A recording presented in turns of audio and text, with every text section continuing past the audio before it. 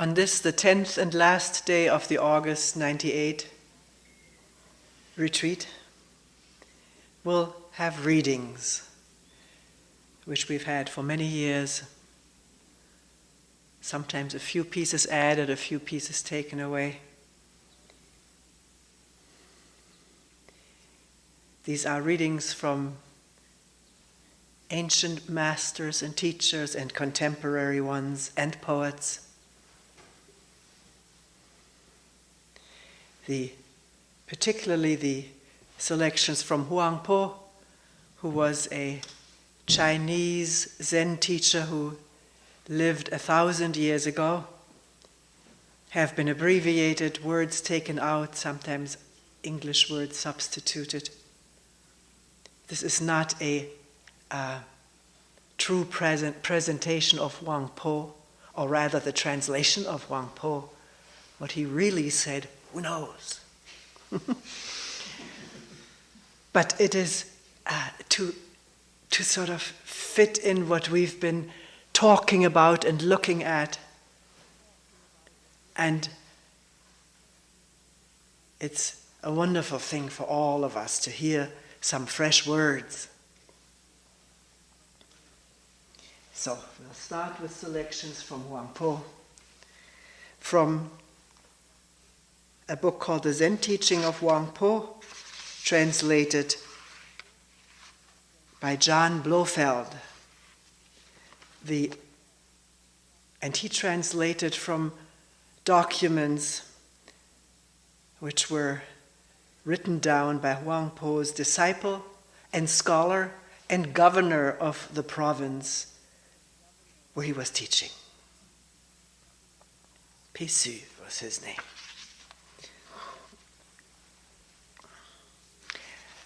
When Huang Po uses the word Buddha, he does not simply refer to the historical personage of Gautama Buddha.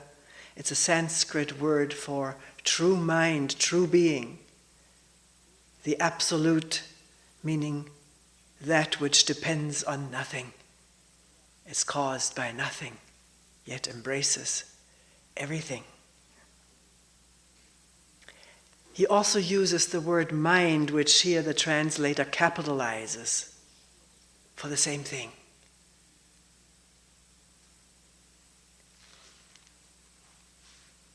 Huang Po. No, the disciple starts out. The master said to me, all the Buddhas and all sentient beings are nothing but the one mind, beside which nothing exists.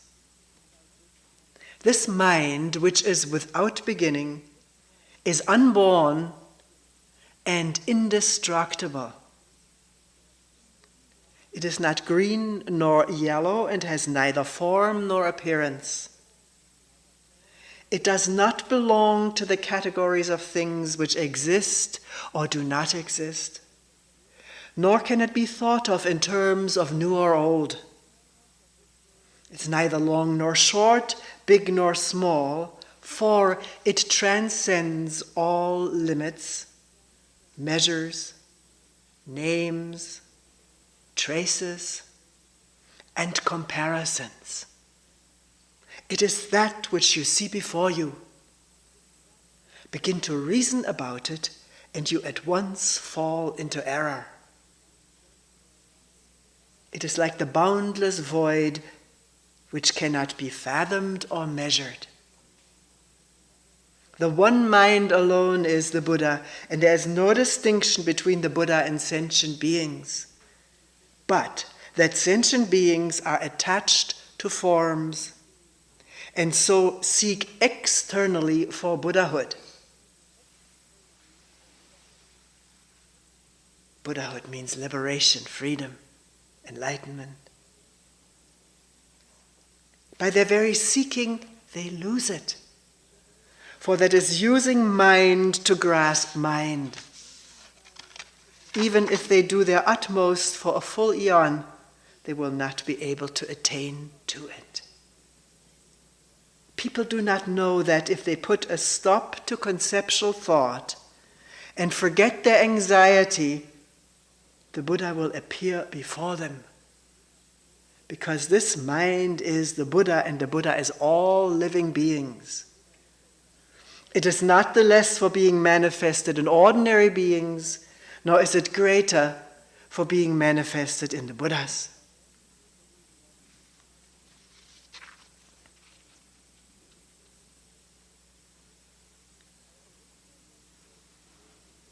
Our original nature is, in highest truth, devoid of any atom of objectivity. It is void, omnipresent, silent, pure. It is glorious and mysterious, peaceful joy. And that is all. Enter deeply into it by awakening to it yourself. That which is before you is it, in all its fullness, utterly complete. There is naught beside. Even if you go through all the stages of progress toward Buddhahood, one by one, when at last, in a single flash, you attain realization, you will only be realizing that which has been with you all the time. And by all the foregoing stages, you will have added to it nothing at all. You will come to look upon those eons of work and achievement as no better than unreal actions performed in a dream. That is why the Buddha said, I truly attained nothing from complete unexcelled enlightenment.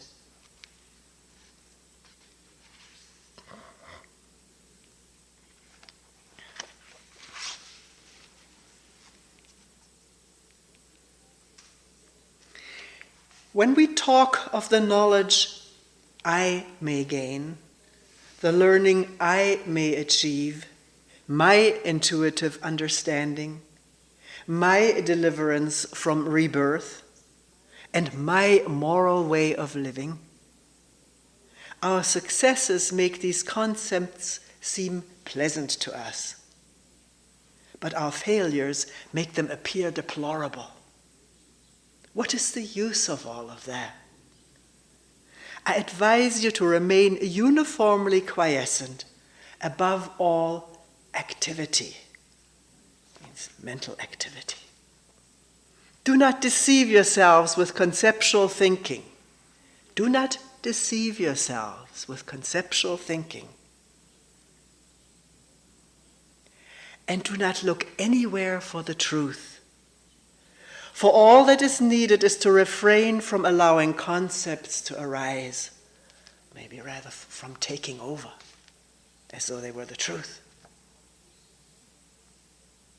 It is obvious that mental concepts and external perceptions are equally misleading, and that the way of the Buddhas is as dangerous to you as the way of demons.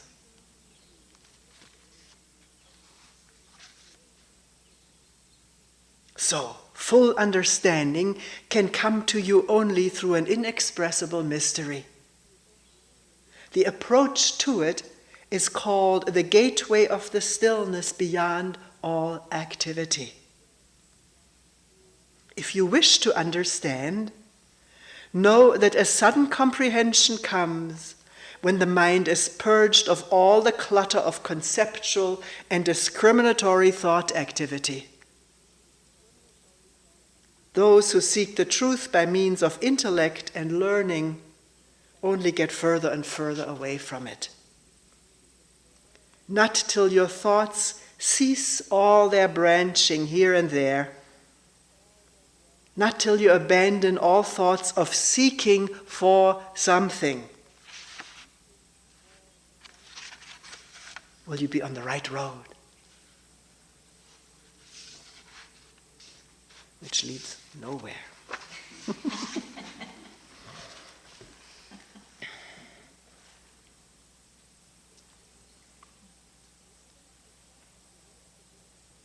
Though others may talk of the way of the Buddhas as something to be reached by various pious practices and scripture study, you must have nothing to do with such ideas.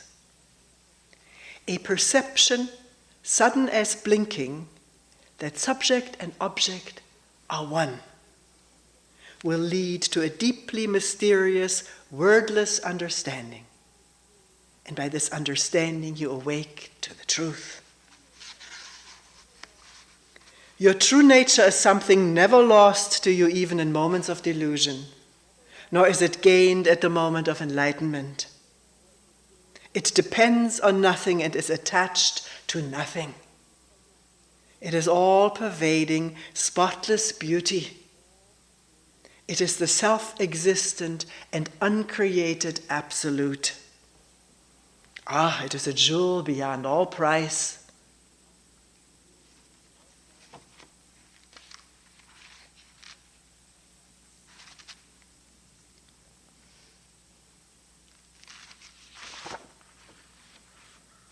This thing is falling apart.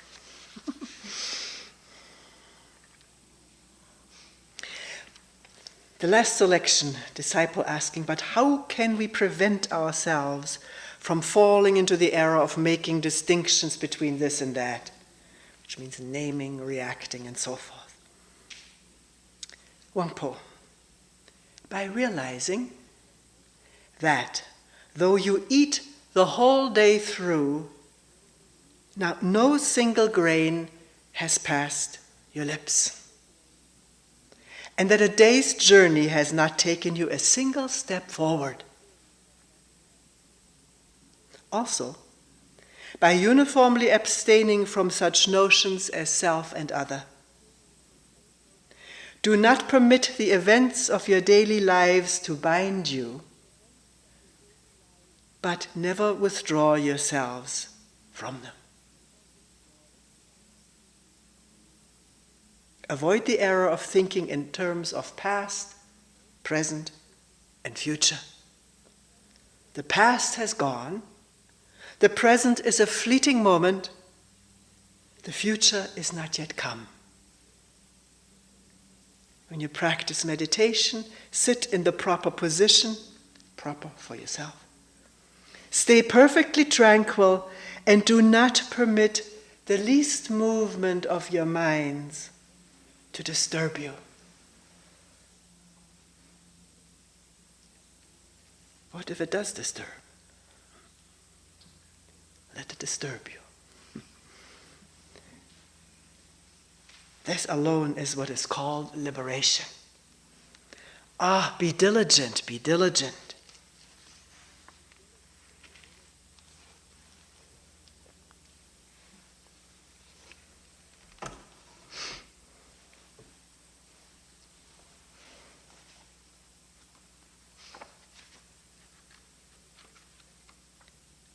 Chapter 2 from I Am That by Nisargadatta.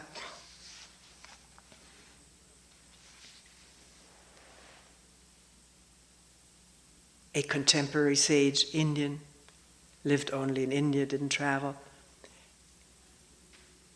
He died in his 80s, in the 80s. Questioner. Now, this is translated by Maurice Friedman. Questioner.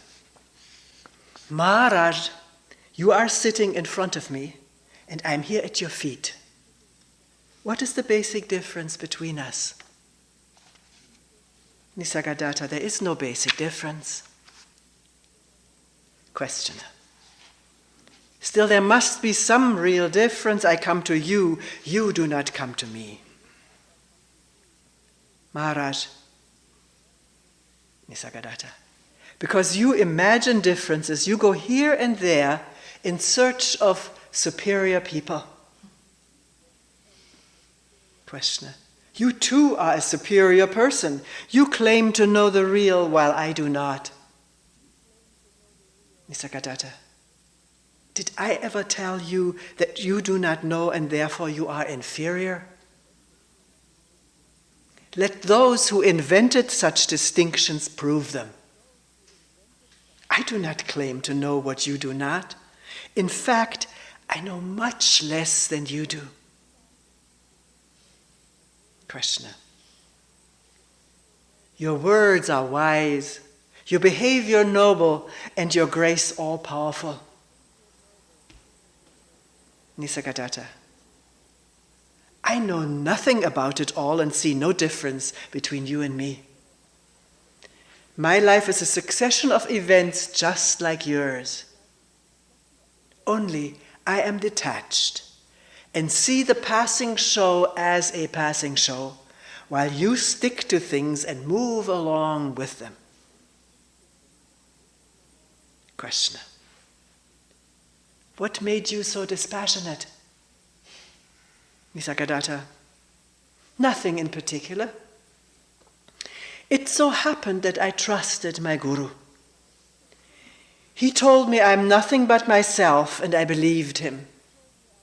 Let me say here that what in the Wangpo was mind with a capital M, or the Buddha mind in Hindu Advaita tradition, it is the self with a capital S.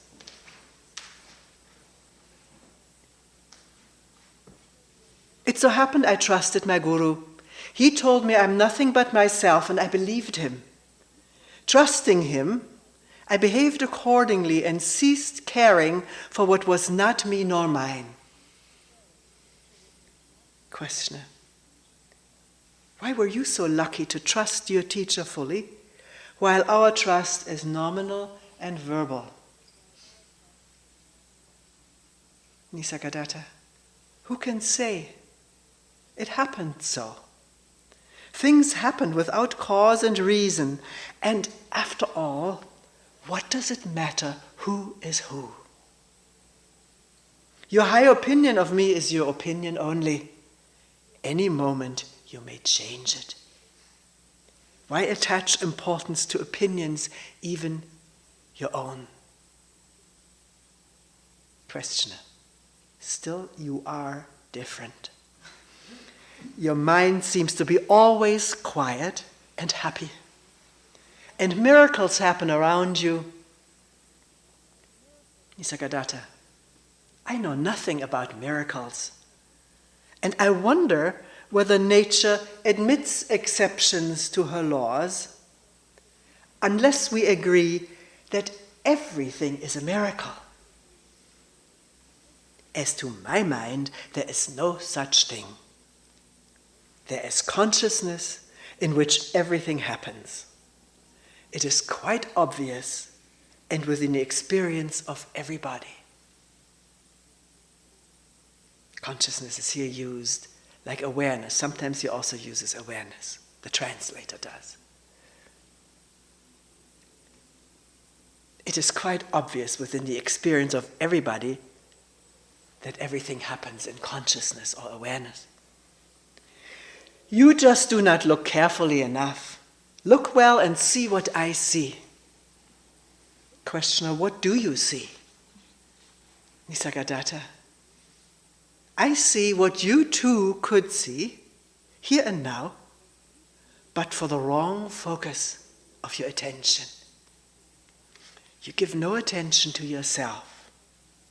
Your mind is all with things and people and ideas, never with yourself. Bring yourself into focus.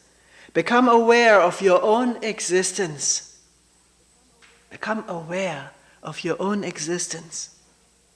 See how you function. Watch the motives and the results of your actions. Study the prison you have built around yourself by inadvertence. By knowing what you are not, you come to know yourself. One thing is certain. The real is not imaginary. It is not a product of the mind. Once you are convinced that you cannot say truthfully about yourself anything except I am, and that nothing that can be pointed at can be your true self, the need for the I am is over.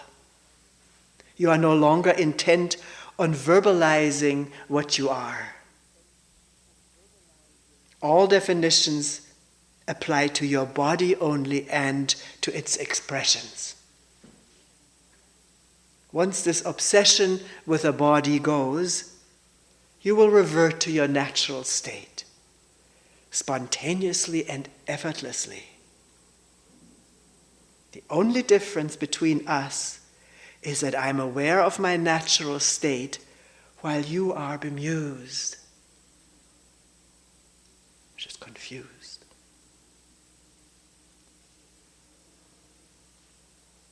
Just like gold made into ornaments has no advantage over gold dust, except when the mind makes it so, so are we one in being.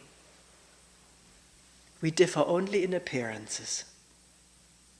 We discover this by being earnest, by searching, inquiring, questioning daily, hourly, by giving one's life to this discovery.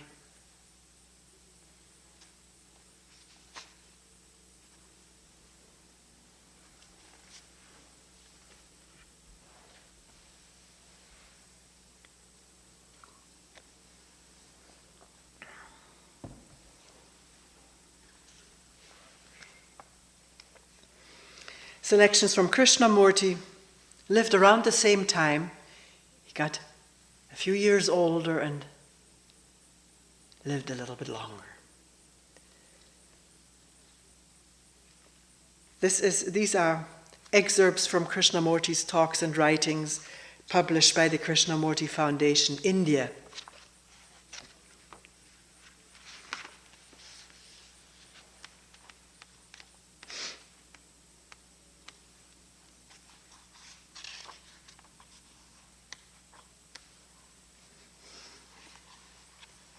This is one of the earliest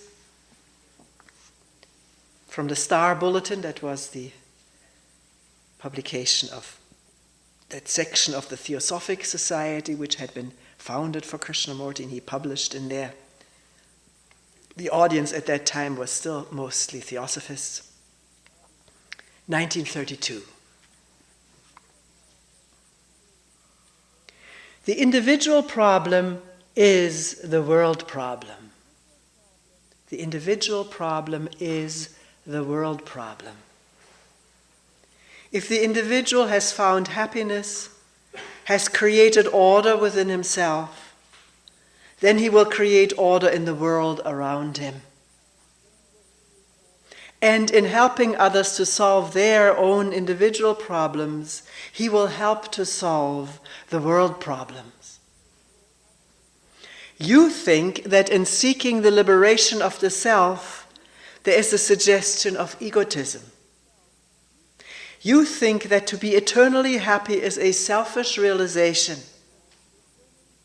You think that to be free from all sorrow and strife is a desertion of the world. This is a misconception. Liberation is the very antithesis of the sense of the ego, of I-ness. It is the ultimate realization for all people.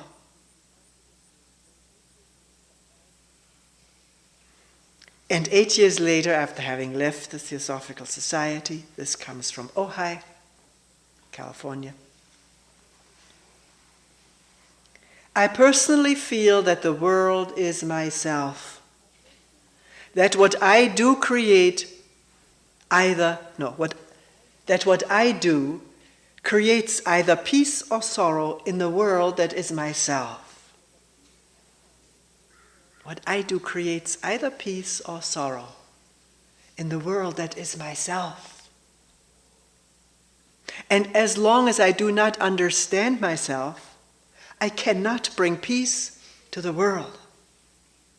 So my immediate concern is myself, not selfishly, not merely to alter myself in order to gain greater happiness, greater sensations, greater successes.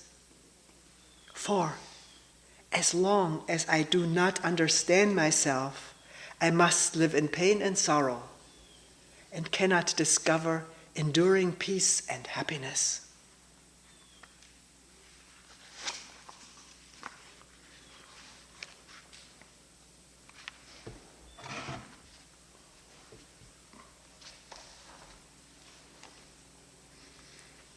These are selected passages for the study of the teachings of Krishnamurti. These are issued by Krishnamurti Foundation in Ojai. This one is called Choiceless Awareness, this book. This is from a public talk in Bombay, 1965. The beauty of listening lies in being highly sensitive to everything about you, to the ugliness, to the dirt, to the squalor, to the poverty about you, and also to the dirt, to the disorder, to the poverty of one's own being. When you're aware of both, then there is no effort.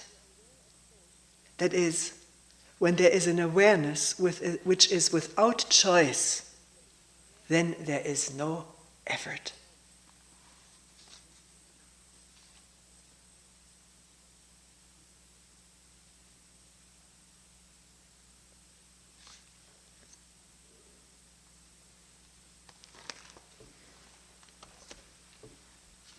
This one is called the meditative mind. From the flame of attention,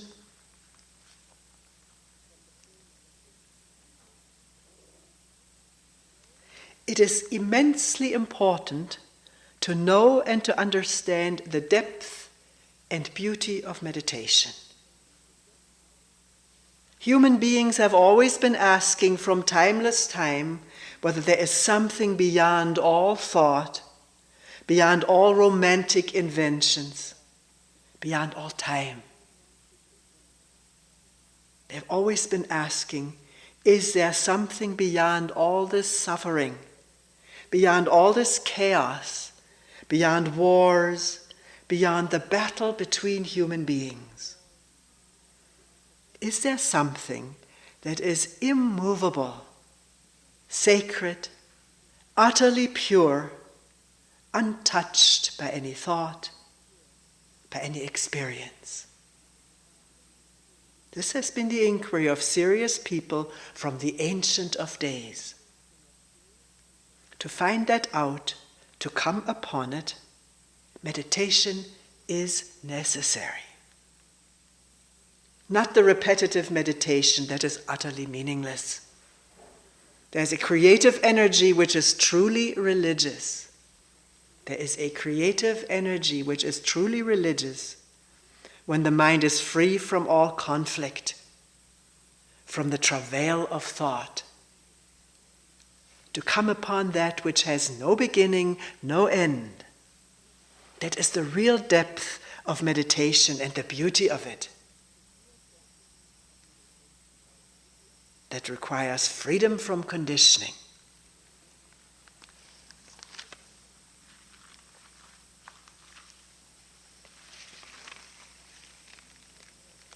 A selection from the beginnings of learning, Krishnamurti's talks and dialogues with students at Brockwood Park in England.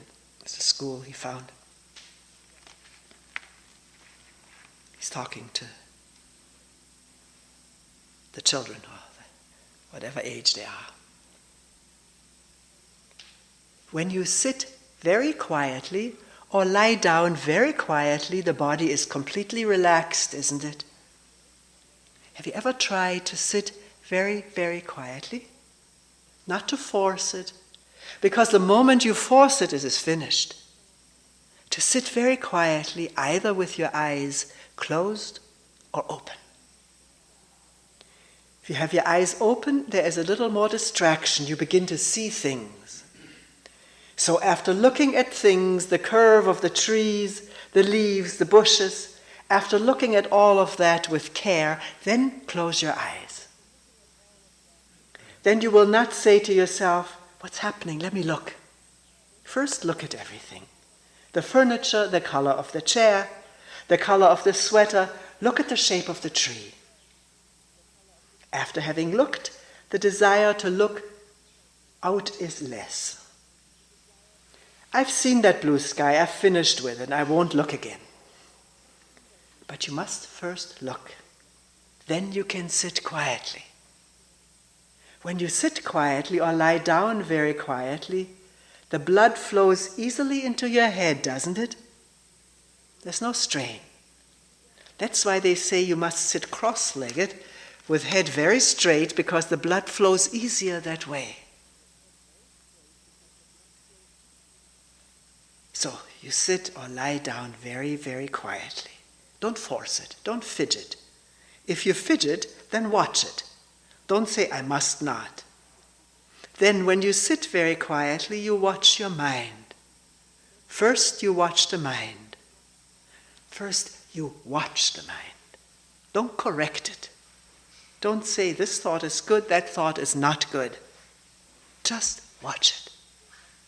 Then you will see that there is a watcher and the watched. There's a division.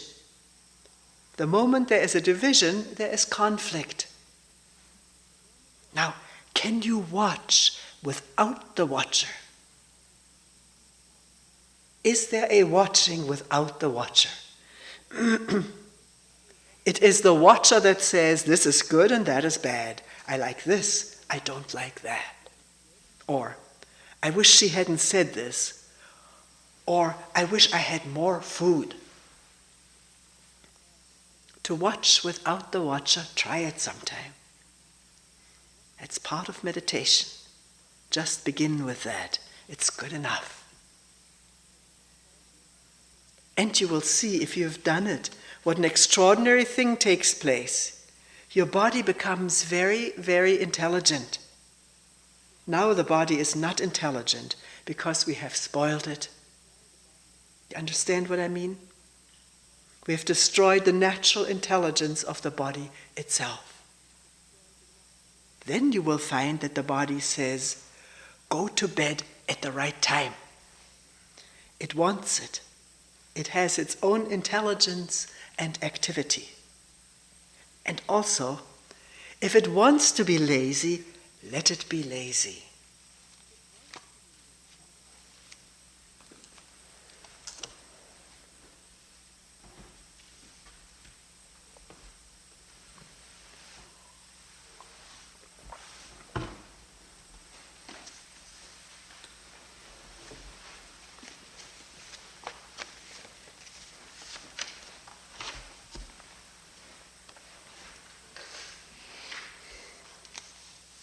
Some excerpts from Being and Becoming by Vimala Thakur, an Indian woman who teaches in India.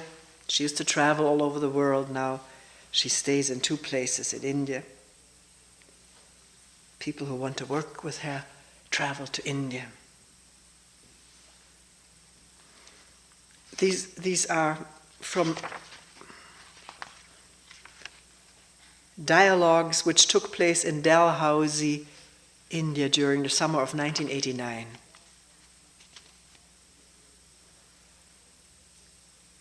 We are talking about an alternative way of living, which is a meditative way of living.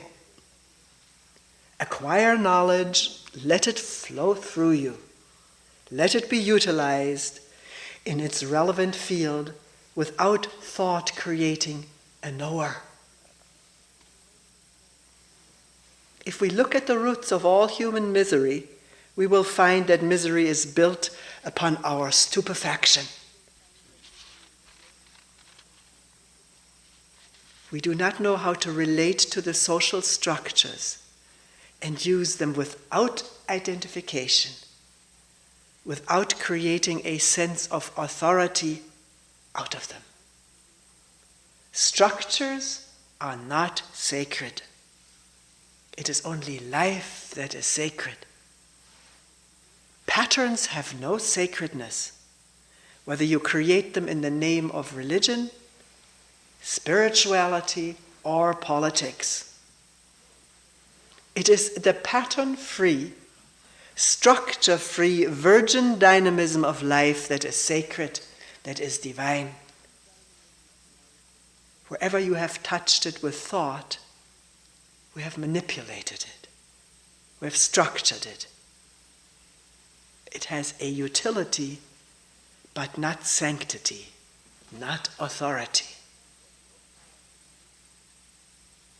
Knowledge itself has no power to bind you. It is the creation of the knower that is the obstacle.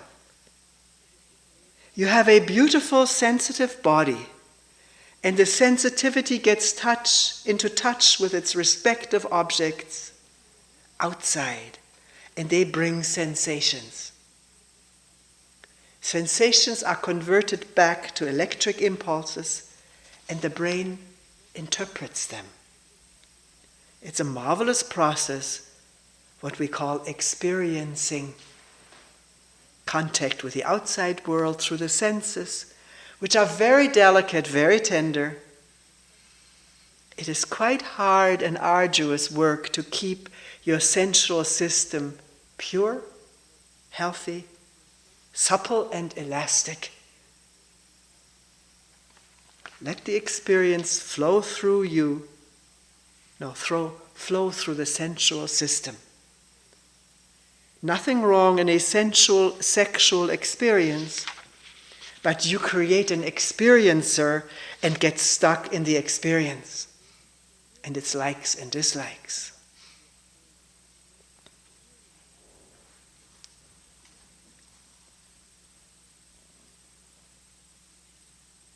You see what a marvelous responsibility we as human beings have? When there is no knower and no experiencer, there would be no dogmatism.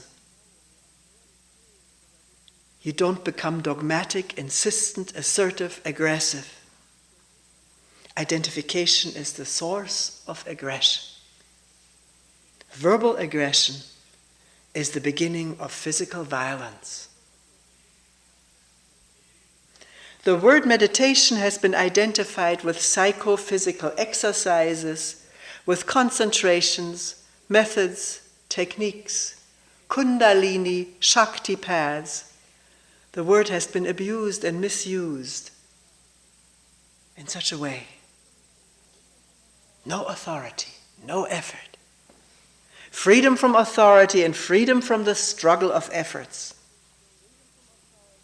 Once you know that these human-made enclosures are only to be lived in, then the sense of comparing yourself with others, he has a palace and I have a hut. He has millions, I only have hundreds. The sense of comparison and the ambition for competition disappears. Your economic life becomes simple.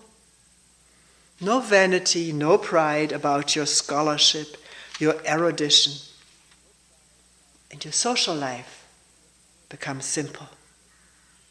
You do not move around with a begging bowl for sympathy, acceptance, prestige, acknowledgement. Meditation has no repetition at all. It is moment to moment. In the moment of relating, you are living. In the moment of aloneness, you are dying. In the moment of relating, you are living. In the moment of aloneness, you're dying. It is living and dying, like inhaling and exhaling. To be alone is to die to the sense of being somebody, being something. Is not that the content of death and dying? To be alone is to die to the sense of being somebody. Sinner, saint, holy, knowledgeable, respected, rich, poor.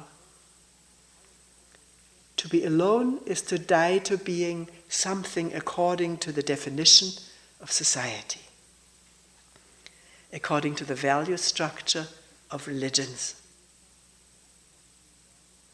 Physically isolating yourself may not lead you to the aloneness. It may not. That is what we are afraid of, dying to the sense of being somebody. Dying to all the images we have built up about ourselves is being alone. The way we are tackling the theme may be unusual, unheard of to many. It is a non-conventional way, a non-traditional approach. But I'm really grateful that life brings you and me together.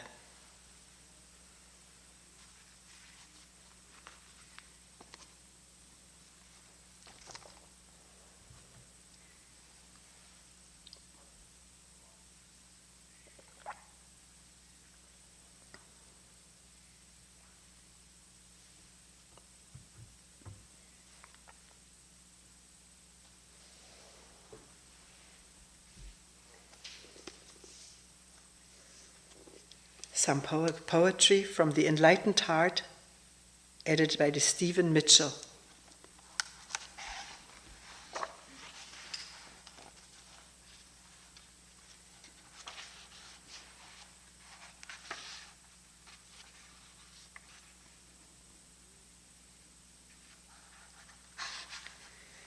Rumi.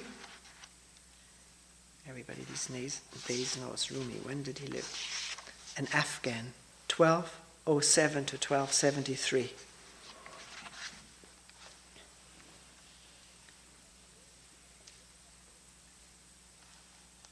I have lived on the lip of insanity, wanting to know reasons, knocking on a door. It opens. I've been knocking from the inside.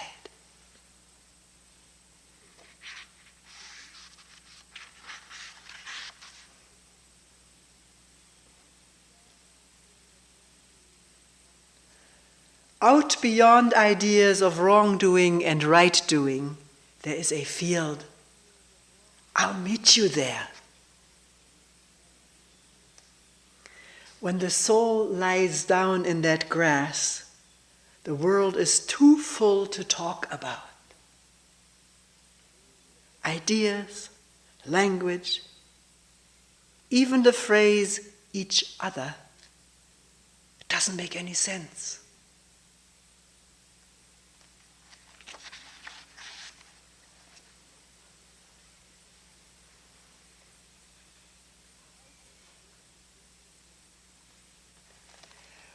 Outside the freezing desert night. This other night inside grows warm, kindling. Let the landscape be covered with thorny crust. We have a soft garden in here. The continents blasted, cities and little towns, everything become a scorched, blackened ball. The news we hear is full of grief for that future. But the real news inside here is there's no news at all.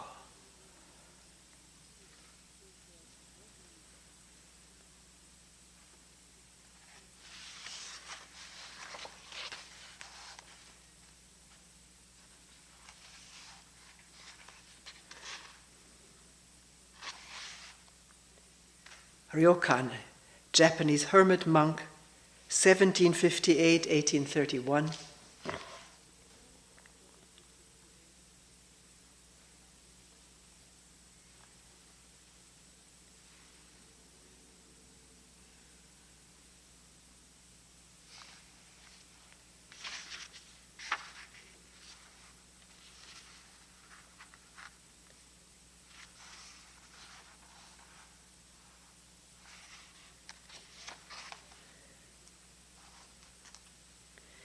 In all 10 directions of the universe, there's only one truth. When we see clearly, the great teachings are the same. What can ever be lost? What can be attained? If we attain something, it was there from the beginning of time. If we lose something, it is hiding somewhere near us. Look, this ball in my pocket. Can you see how priceless it is? He had just been playing ball with the children.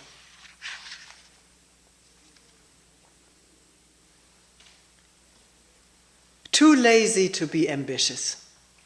I let the world take care of itself. 10 days worth of rice in my bag. A bundle of twigs by the fireplace. Why chatter about delusion and enlightenment? Listening to the night rain on my roof, I sit comfortably with both legs stretched out.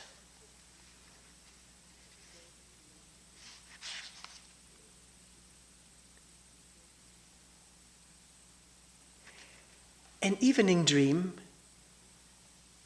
Everything must have been an illusion.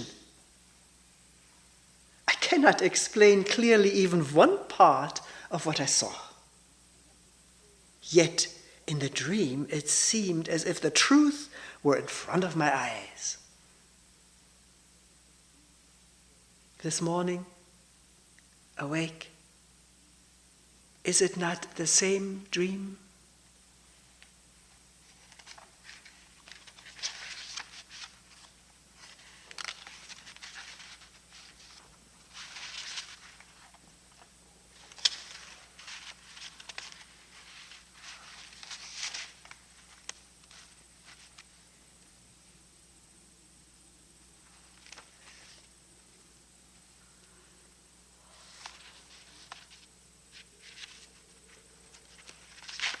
A thief has stolen my zafu and futon, my cushion and mat. Why did he break into my hermitage? The door's never locked. The night is ending and I sit alone by the window. A sparse rain falls gently against the bamboo grove.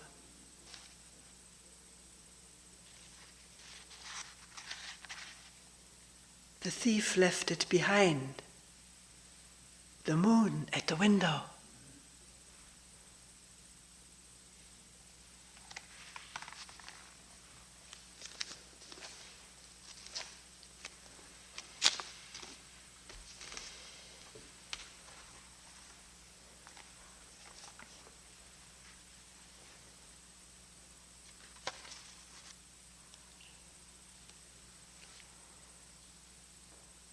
Wendell Berry, The Peace of Wild Things.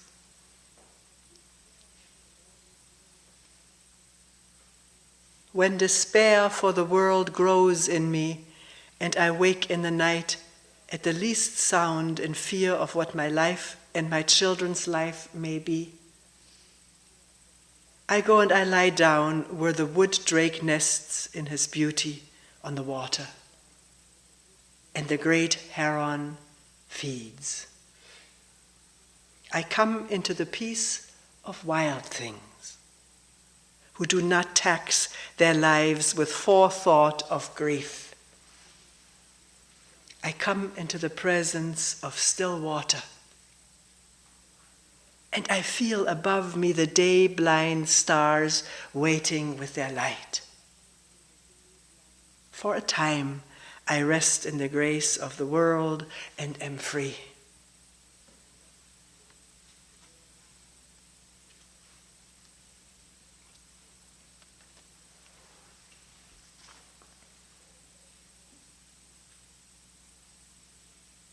Someone slipped this poem into my room yesterday or today.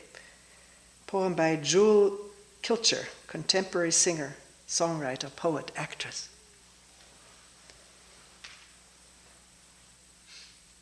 It's called As a Child I Walked.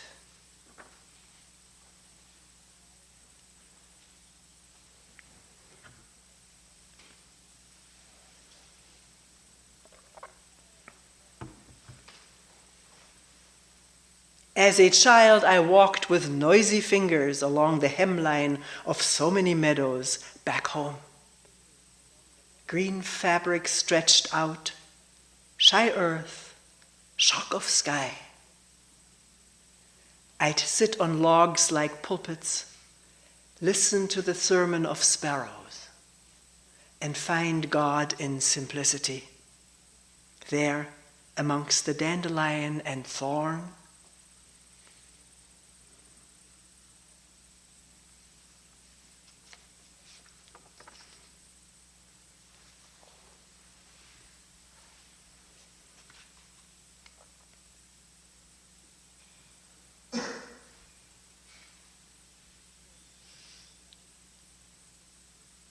Last poems are by Mary Oliver, also contemporary poet.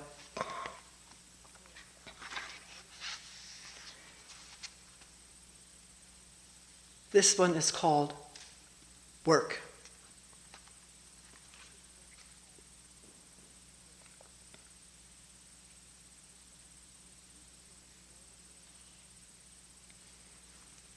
How beautiful this morning was Pasture Pond. It had lain in the dark all night, catching the rain on its broad back. All day I work with the linen of words and the pins of punctuation. All day I hang out over a desk, grinding my teeth, staring. Then I sleep. Then I come out of the house even before the sun is up, and walk back through the pine woods to Pasture Pond.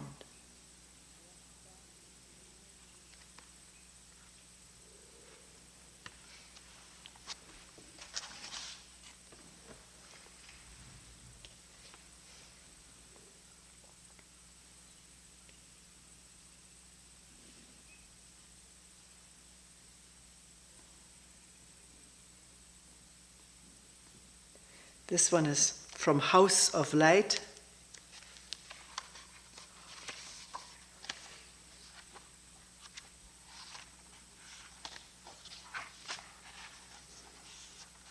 This one is about the kingfisher. That's a bird.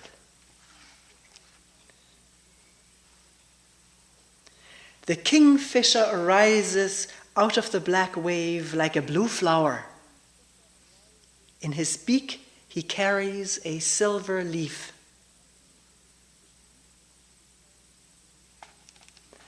I think this is the prettiest world. So long as you don't mind a little dying, how could there be a day in your whole life that doesn't have its splash of happiness? There are more fish than there are leaves on 1,000 trees. And anyway, the kingfisher wasn't born to think about it or anything else. When the wave snaps shut over his blue head, the water remains water. Hunger is the only story he has ever heard in his life that he could believe. I don't say he is right, neither do I say he is wrong. Religiously, he swallows the silver leaf with its broken red river. And with a rough and easy cry I couldn't rouse out of my thoughtful body if my life depended on it, he swings back over the bright sea to do the same thing, to do it as I long to do something, anything, perfectly.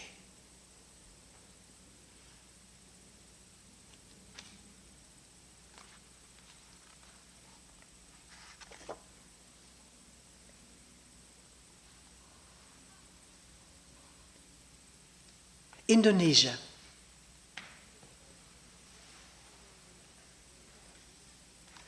On the curving, dusty roads we drove through the plantations, where the pickers balanced on the hot hillsides.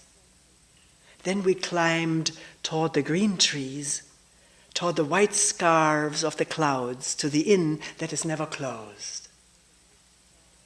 We drove through the plantations where the pickers balanced on the hot hillsides.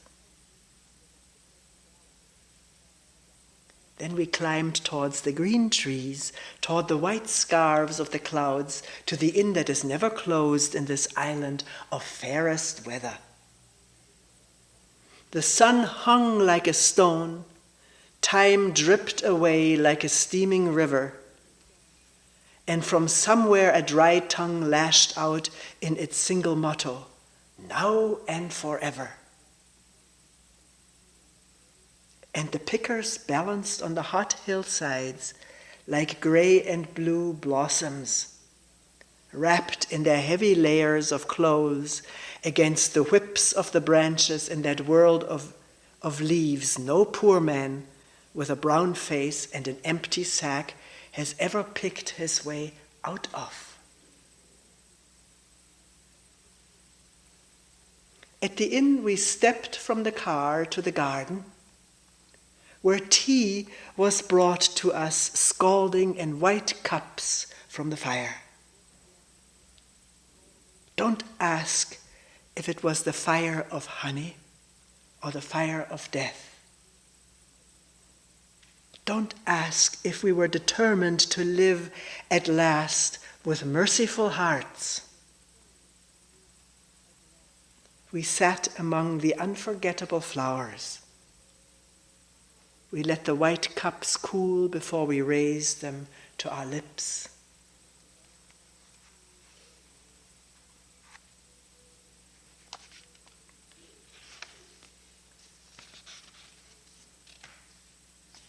And our last selection from new and selected poems.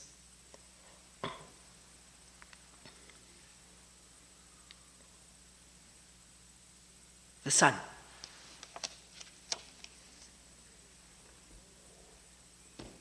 Have you ever seen anything in your life more wonderful than the way the sun every evening, relaxed and easy, floats toward the horizon and into the clouds or the hills or the rumpled sea and is gone? And how it slides again out of the blackness every morning on the other side of the world like a red flower streaming upward on its heavenly oils. Say, on a morning in early summer, at its perfect imperial distance. And have you ever felt for anything such wild love? Do you think there is anywhere in any language a word billowing enough for the pleasure that fills you as the sun reaches out, as it warms you, as you stand there empty-handed? Or have you too turned from this world? Or have you too gone crazy for power, for things?